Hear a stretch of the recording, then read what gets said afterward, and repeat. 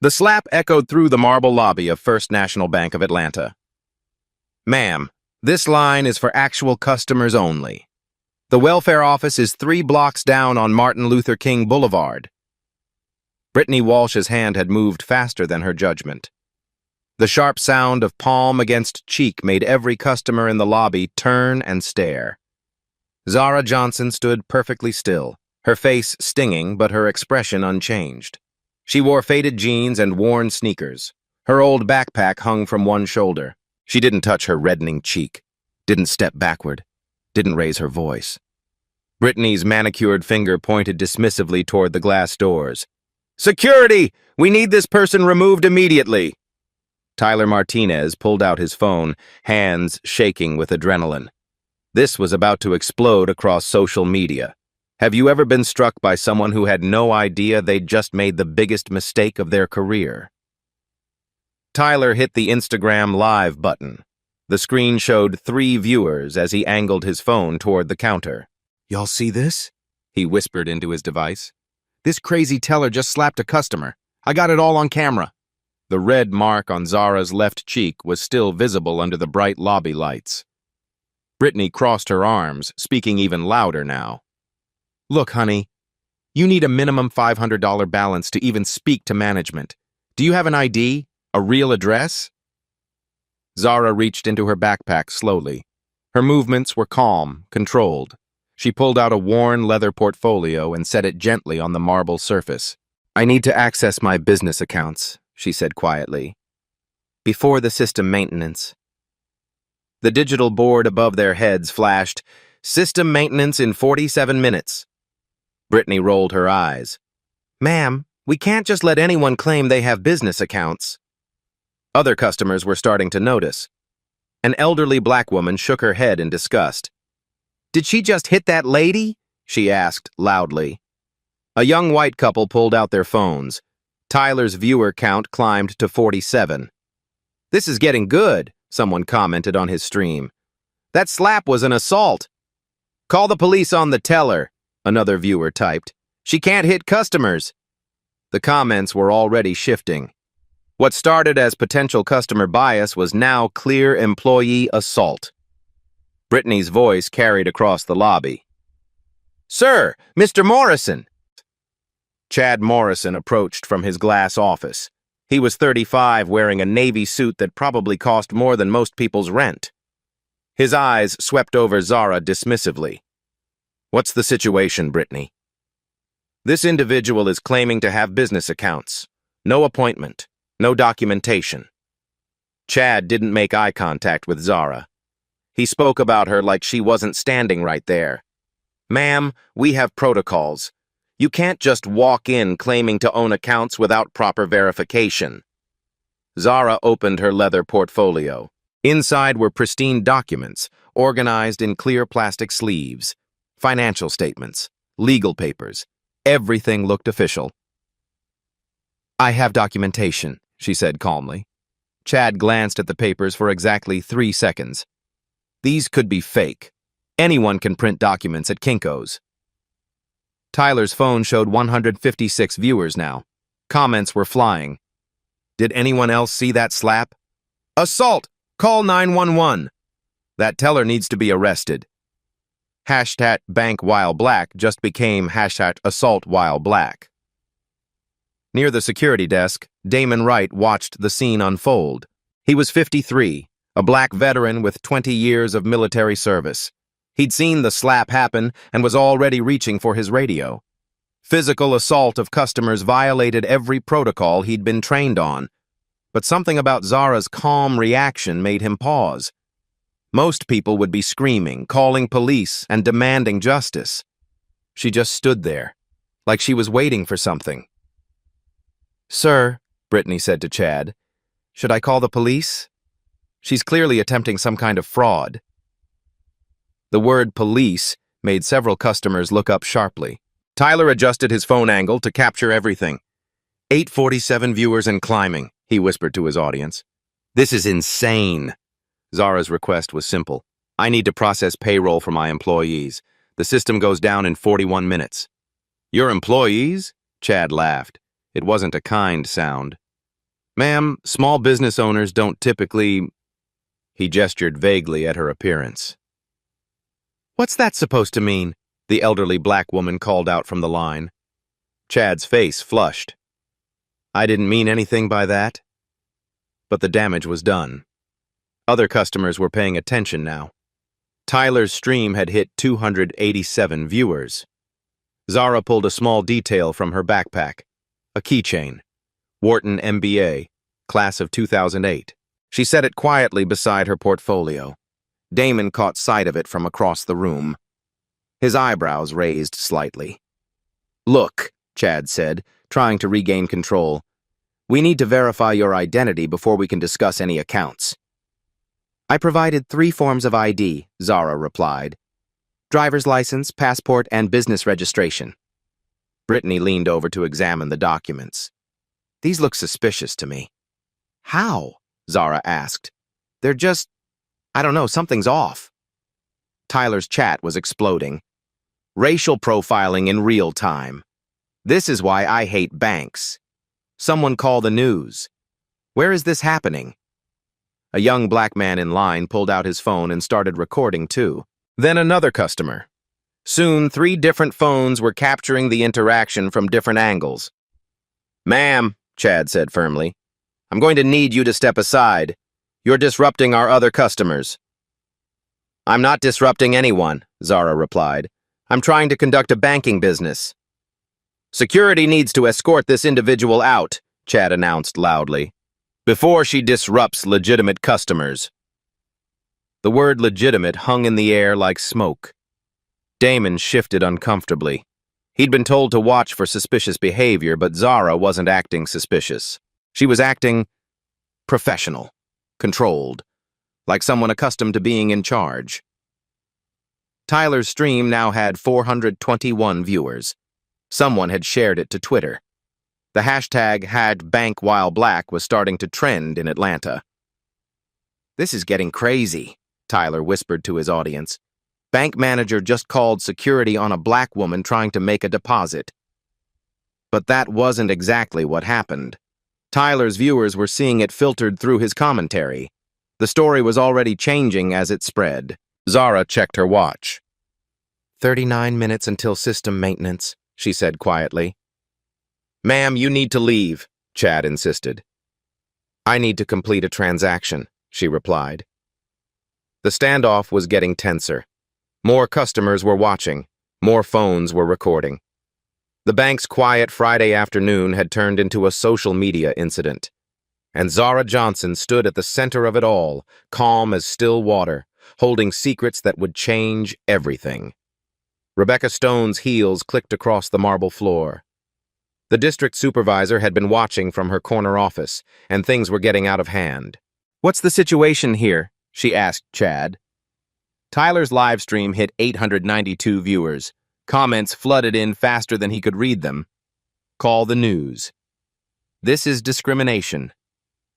Get her name and badge number. Someone record everything. Rebecca was 42, wearing a sharp gray suit. She'd worked her way up through 15 years at First National. Her reputation was built on handling difficult situations quietly. Ma'am, she said to Zara, I understand there's been some confusion.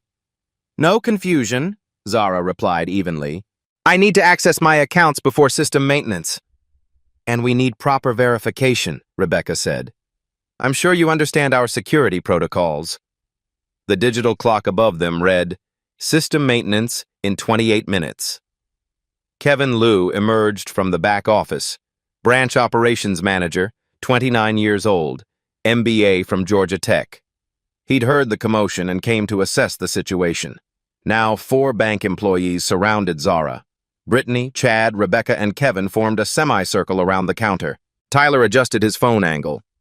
Y'all, this is wild. 4 employees versus 1 customer. His viewer count, 1,247. Ma'am, Kevin said, we're going to need you to step away from the counter. I haven't finished my transaction, Zara replied. What transaction? Brittany interjected. You haven't proven you even have accounts here. A customer in line spoke up. She showed you 3 forms of ID. Sir, please don't interfere, Chad warned. But the damage was done. Other customers were taking sides. The elderly black woman moved closer. 2 college students started filming with their phones. "This is getting ridiculous," someone called out. Tyler's phone showed notifications popping up constantly. His stream was being shared across platforms.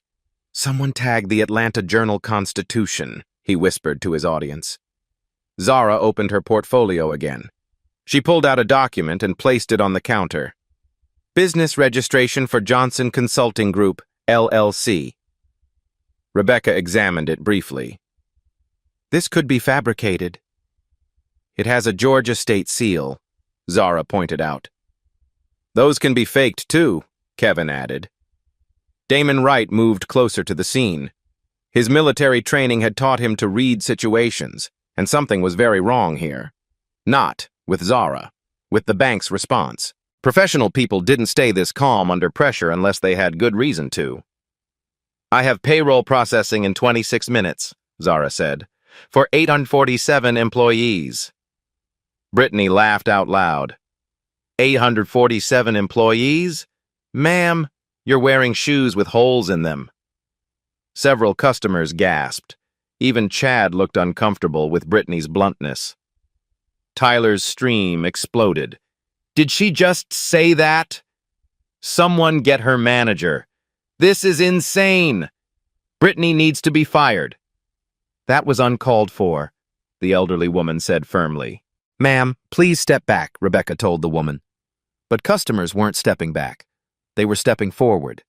The situation was escalating beyond the bank's control.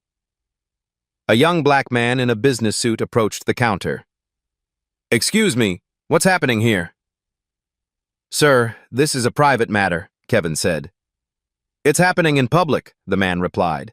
"She has a right to banking services." Tyler's phone showed 2,100 viewers now. Someone had shared his stream to Facebook. The hashtag #ChadBankWhileBlack was trending across social media. "Look," Chad said, raising his voice, "we can't just take anyone's word that they have business accounts." "Why not?" Zara asked quietly. The question hung in the air. Chad opened his mouth, then closed it. He couldn't say what everyone was thinking. Rebecca stepped in. "Ma'am, no disrespect, but small business owners with 847 employees don't typically—" She gestured vaguely at Zara's appearance. "Dress like regular people?" Zara finished. The lobby fell silent for a moment. Kevin checked his watch. "System maintenance in 22 minutes. "Which is why I need to complete this transaction," Zara said. "What transaction?" Brittany demanded. "You still haven't told us what you want to do."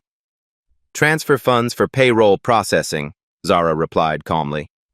"How much?" Rebecca asked. $2.4 million. The number hit the lobby like a physical force. Several customers stopped what they were doing. Tyler's phone nearly slipped from his hands. $2.4 million? Kevin repeated. "For bi-weekly payroll," Zara confirmed. Brittany shook her head. "This is fantasy, pure fantasy." But Damon was watching Zara's body language.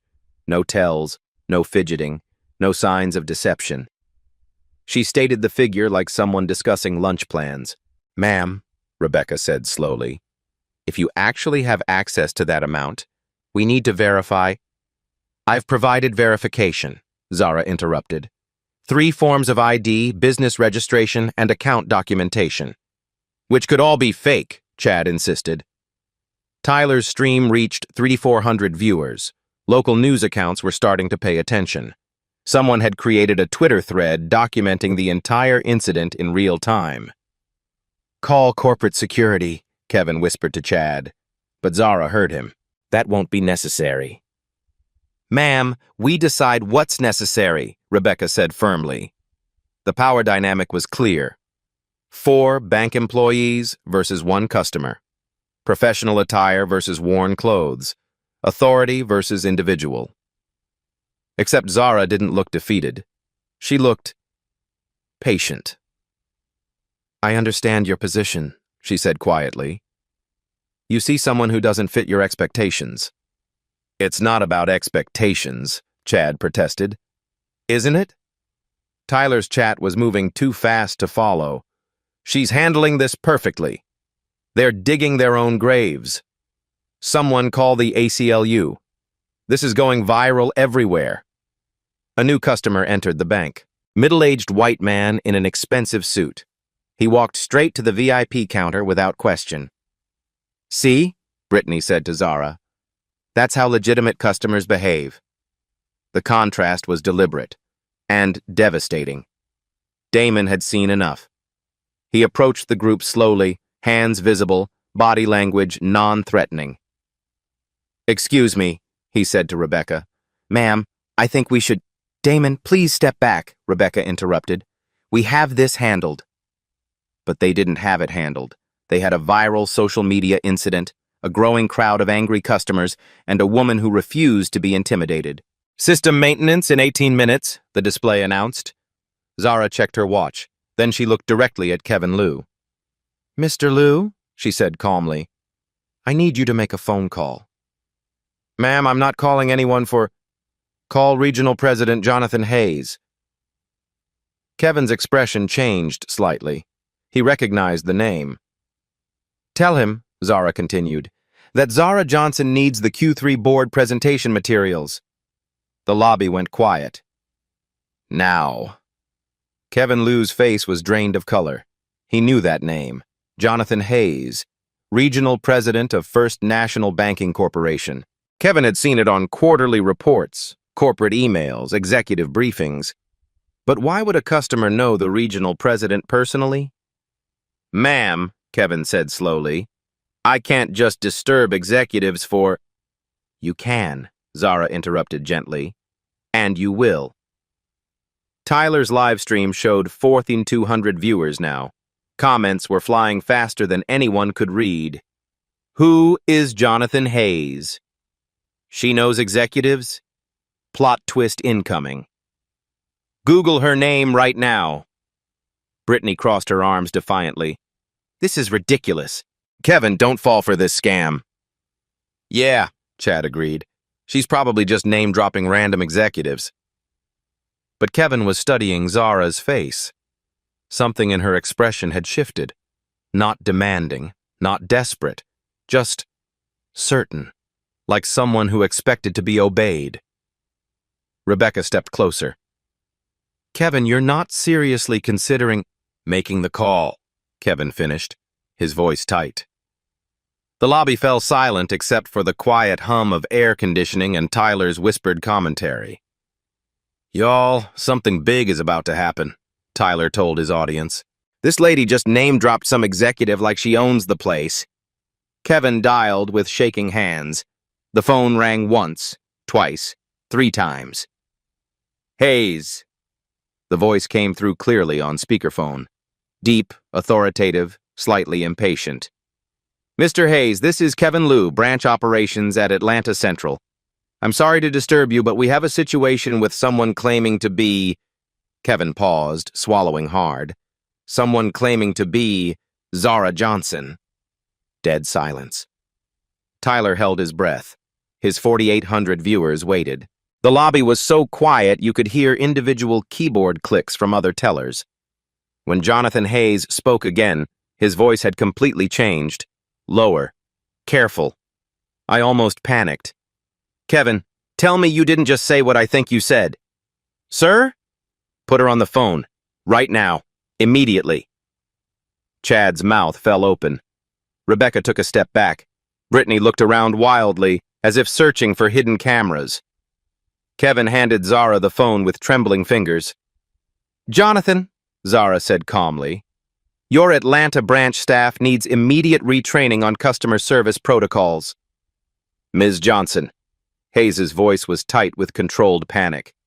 I am profoundly, deeply sorry. Whatever you need, whatever happens, we'll make it right immediately. Please tell me this isn't as bad as I think it is. Tyler's stream exploded. Oh, snap!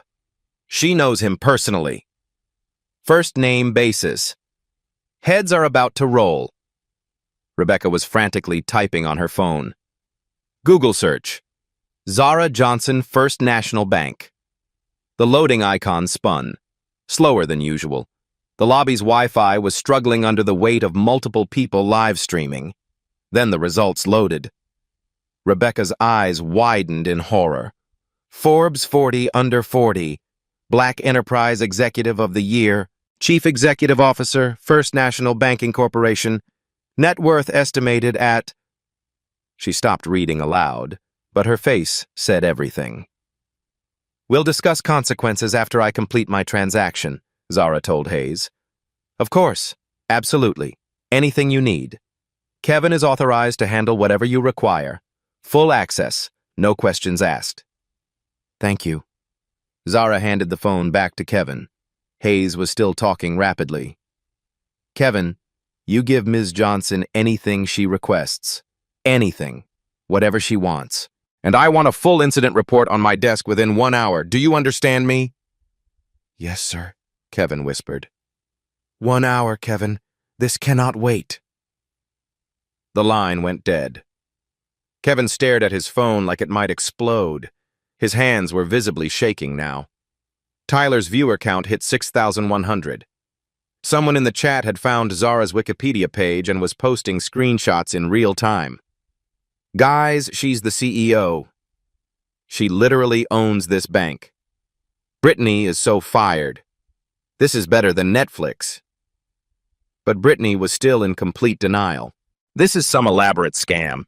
People can fake phone calls, voice imitators, technology. You think someone hacked into Jonathan Hayes' direct line? Zara asked quietly. Brittany had no answer for that. Zara reached into her backpack again. This time she pulled out a small device, professional-grade digital recorder with LED indicators showing active recording. This conversation has been documented under Georgia's one-party consent law, she said quietly. Everything that happened here today is legally admissible evidence in court proceedings. Rebecca was still reading her phone, her voice shaking as she read aloud. Chief Executive Officer, $847 million annual revenue, majority shareholder, youngest black woman to lead a major banking corporation. Chad grabbed Rebecca's phone and read over her shoulder. His face went completely white. Wait, he said slowly, his voice barely audible. She actually owns this bank? 51.3% voting control, Zara confirmed casually. Damon Wright had moved closer during the commotion. He'd heard enough to understand exactly what was happening. His military instincts had been absolutely right. Ma'am, he said to Zara, approaching respectfully, I sincerely apologize for my colleague's unprofessional behavior. Zara nodded at him with genuine respect. You handled yourself with dignity, Mr. Wright. I noticed that. The fact that she knew his name sent another shockwave through the group. How long had she been watching? How much did she know about each of them? Tyler was practically whispering into his phone now. Y'all, I think this lady literally owns this entire bank. My chat is going absolutely crazy with screenshots of her Wikipedia page. More customers had gathered around the scene. Word was spreading through the lobby like wildfire. Phones were out everywhere, creating a forest of recording devices. Kevin found his voice, though it cracked slightly. Ms. Johnson, how can we... What do you need us to... Complete my transaction, Zara said simply. Transfer $2.4 million for bi-weekly payroll processing, same as I requested 20 minutes ago. Kevin's fingers flew over his keyboard now. Account lookup, executive access codes, VIP customer protocols he'd never actually used before. Johnson Consulting Group, LLC, he read aloud, his voice growing stronger as he found familiar ground in banking procedures. Current account balance. His voice caught in his throat. $14.7 million. Brittany actually staggered backward, grabbing the counter for support. That's just one of 17 business accounts, Zara added conversationally. Rebecca was frantically scrolling through more search results. Board of Directors, Banking Industry Leadership Award, Harvard Business Review featured an executive, Time Magazine's most influential. Tyler's stream reached 8,000 viewers. Local news stations were starting to pick up the story from social media. #, bank, while black was trending nationally now. But why? Chad asked, his voice barely audible. Why are you dressed like... Why didn't you just identify yourself? Like what? Zara asked, her tone remaining perfectly calm. He couldn't finish the sentence, couldn't say what he'd been thinking. I conduct quarterly assessments of our branch locations, Zara explained patiently. Mystery shopper evaluations, customer service quality assessments, employee bias training effectiveness. Today was Atlanta Central's scheduled assessment day. The revelation hit like a physical blow. This wasn't random. This wasn't a coincidence. This was planned, deliberate. A corporate audit disguised as a regular banking transaction. And they had failed spectacularly on every possible level. You've been recording everything? Rebecca asked weakly. Zara tapped the small device, then gestured to her backpack. Audio and video. The backpack contains a hidden camera system, standard corporate audit equipment, same setup we use at all 340 branch locations. Tyler's chat was moving so fast the individual comments blurred together. Undercover boss, real life. They're all getting fired. This is better than any TV show. Someone call CNN. Brittany was shaking her head repeatedly, like she could make reality go away through sheer denial. This can't be real. This can't be happening to me. But it was happening. And it was being broadcast live to thousands of people across multiple platforms. Kevin was pulling up more account information, his professional training finally kicking in despite the shock. Ms. Johnson, your accounts show multiple seven-figure balances across various business entities. Some are 8 figures, Zara corrected matter-of-factly.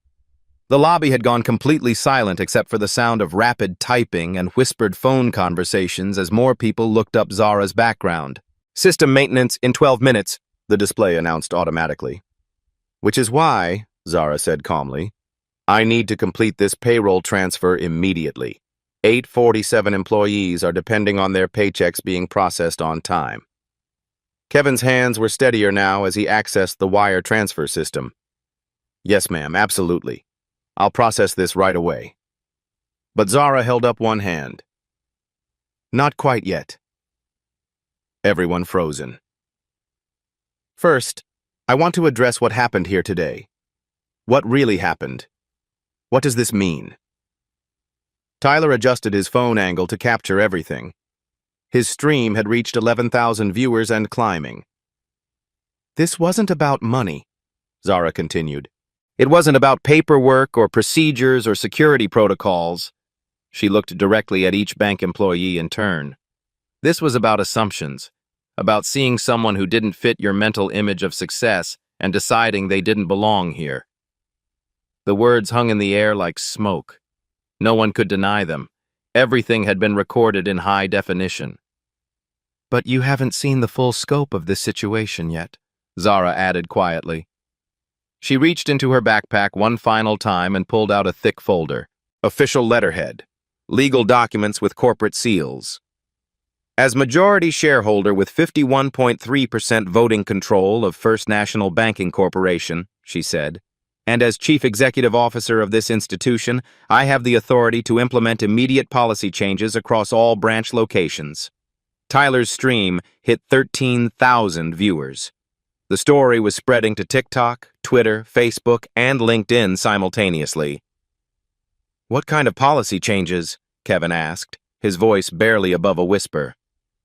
System maintenance in 8 minutes, the display warned again. We'll discuss that, Zara said, after I complete my transaction. System maintenance in 6 minutes, the display flashed.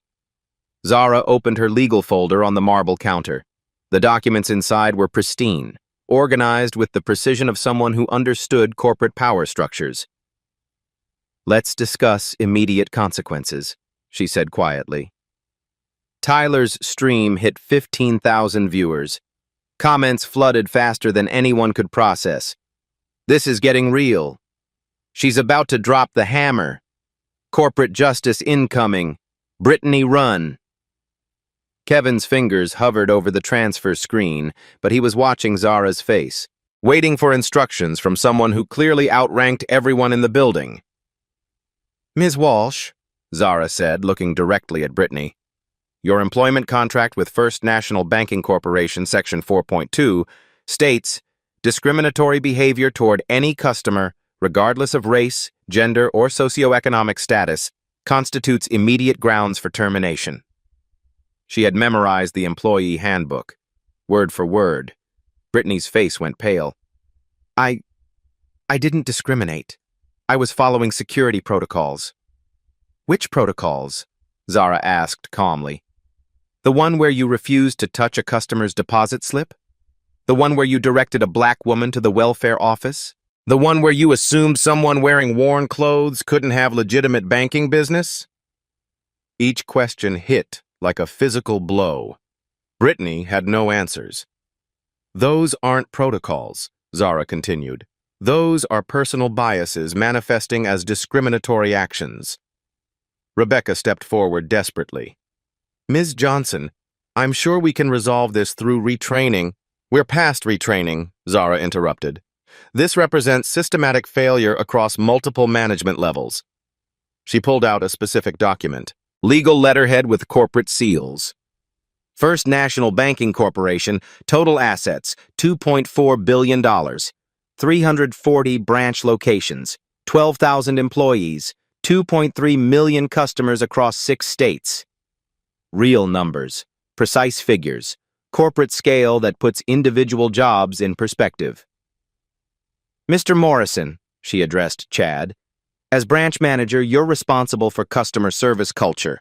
Management Handbook, Chapter 12.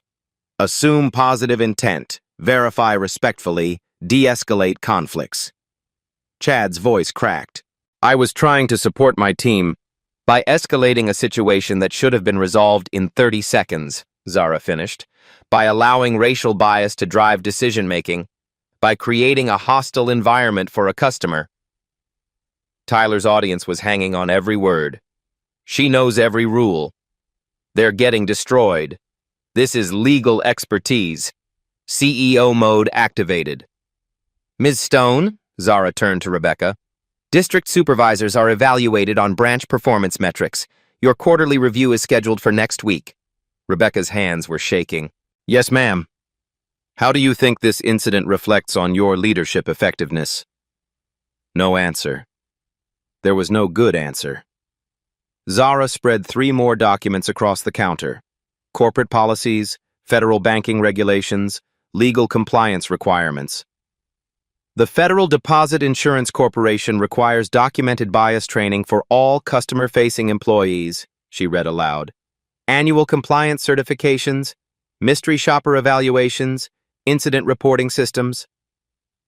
Kevin was frantically taking notes now, trying to keep up with the legal requirements. Current compliance status for Atlanta Central Branch? Zara asked. Kevin checked his computer. Last bias training was 18 months ago. Federal requirement is annual, Zara noted. Current mystery shopper scores? We don't have recent scores, Rebecca admitted. Incident reporting system status? Silence. Non-existent, Zara concluded, which means this branch is operating in violation of federal banking regulations. Tyler's stream reached 18,000 viewers. Someone had shared it to Reddit and it was climbing the front page. The cost of federal investigation for systematic discrimination, Zara continued, averages $47 million minimum. Legal fees, compliance audits, potential license suspension. She let that number sink in. Alternative, comprehensive reform program. Estimated cost, $2.8 million across all branch locations. Real math. Corporate decision-making is based on fiscal reality rather than emotions. System maintenance in 3 minutes, the display warned. Mr. Liu, Zara said to Kevin, process the payroll transfer now. $2.4 million to Johnson Consulting Group payroll account. Kevin's fingers flew over the keyboard. Yes, ma'am. Processing immediately. But Zara wasn't finished. "Here are the immediate policy changes, effective Monday morning," she announced. She pulled out a prepared document. This had been planned down to the last detail. First, mandatory implicit bias training for all 12,000 employees within 90 days. Professional facilitators, not online modules. Documented completion required for continued employment. Brittany was quietly crying now, understanding her job was over. Second, monthly mystery shopper program implementation. Anonymous customers will evaluate service quality with specific focus on equity and inclusion. Results tied to management performance reviews. Rebecca took notes frantically, trying to salvage her career. Third, equity-first mobile app development. Customers can report discrimination anonymously. Reports auto-route to the executive team within 48 hours. Response time tracked and published quarterly. Tyler's chat was exploding. She came prepared. This is systematic change. Real reform happening. Corporate accountability. Fourth, manager rotation program. No branch leadership remains in a single location longer than 18 months. Prevents insular culture development. Chad was writing everything down, though his hands were shaking. Fifth, community advisory boards. Local leaders review branch policies quarterly. Direct feedback mechanism to corporate headquarters. Transfer completed successfully, Kevin announced. $2.4 million processed. Thank you, Zara said. Now, the implementation timeline. She looked around the silent lobby. Tyler's phone showed 20,000 viewers and climbing. Ms. Walsh, your employment is terminated immediately. Security will escort you out. Final paycheck will include severance as required by your contract. Brittany opened her mouth to protest, but Damon Wright was already approaching. "Ma'am, please gather your personal items," he said gently but firmly. "Mr. Morrison, 30-day suspension without pay. Upon return, you'll complete mandatory management sensitivity certification. Failure to pass results in termination." Chad nodded miserably. "Ms. Stone, reassignment to the corporate training division. Effective demotion, but employment maintained contingent on successful program implementation." Rebecca looked relieved despite the demotion. She still had a job. "Mr. Liu, formal reprimand in your personnel file. You'll oversee local implementation of these changes. Consider it a development opportunity." Kevin straightened slightly. This could actually advance his career if he handled it well. Implementation deadline, 90 days, Zara concluded. Progress reports due weekly. Non-compliance results in federal intervention. She gathered her documents efficiently. Questions? No one spoke. Tyler's stream had reached 22,000 viewers. #bank. While Black was trending nationally. Local news stations were calling the bank's main number. "Excellent," Zara said. "Mr. Wright, please escort Miss Walsh out. Everyone else, I expect a comprehensive action plan on my desk Monday morning." She zipped up her backpack and headed toward the door. "Ms. Johnson," Kevin called out desperately, "how will we know if we're meeting expectations?" Zara paused at the door and looked back. "You won't know when I'm watching," she said quietly. "That's the point." "System maintenance begins now," the display announced. But the real maintenance, fixing a broken system, was just getting started. Tyler ended his live stream as Zara walked out the door. His final comment to 24,000 viewers, "Y'all just witnessed history." 3 months later, the Atlanta Journal-Constitution ran a front-page story. "Banking While Black, How One Incident Changed an Industry." The video had been viewed 12.3 million times across all platforms. #bank While Black became a case study in business schools nationwide. But more important than viral fame were the measurable changes. Jonathan Hayes stood at the podium of the Atlanta Press Club, facing 24 reporters and camera crews. "First National Banking Corporation failed Ms. Johnson and our community," he said directly. We accept full responsibility and have implemented comprehensive reforms. Behind him, a PowerPoint slide showed concrete results. 12,000 employees completed bias training. 340 branches underwent mystery shopper evaluations. Customer satisfaction increased 23% across all locations. Real numbers, verifiable progress. The Equity First mobile app launched last month, Hayes continued. We've received 847 anonymous reports and responded to 100% within 48 hours. In the audience, Zara Johnson sat quietly in the back row. She wore a sharp business suit now, her CEO attire reflecting her public role, but she listened more than she spoke. Questions? Hayes opened the floor. A reporter from WSB-TV raised her hand. What happened to the employees involved in the original incident? Brittany Walsh's employment was terminated per company policy. Chad Morrison completed sensitivity training and remains on probation. Rebecca Stone now leads our corporate training division. Kevin Liu received a promotion to Regional Customer Experience Manager. The consequences had been swift but proportional. Termination for the worst offender. Rehabilitation for others who showed capacity for change. The $5 million Diversity Initiative Fund has awarded grants to 23 local organizations, Hayes added. Community advisory boards are operational in all 6 states. Damon Wright now headed branch security training across the Southeast region. His military background and moral instincts made him perfect for teaching others to recognize the difference between genuine security concerns and unconscious bias. 6 months ago, I almost made the biggest mistake of my career, he told trainees at orientation sessions. I almost stayed silent when I knew something was wrong. Don't make that choice. Tyler Martinez became an unexpected advocate for social justice. His live stream that day launched a career in digital activism.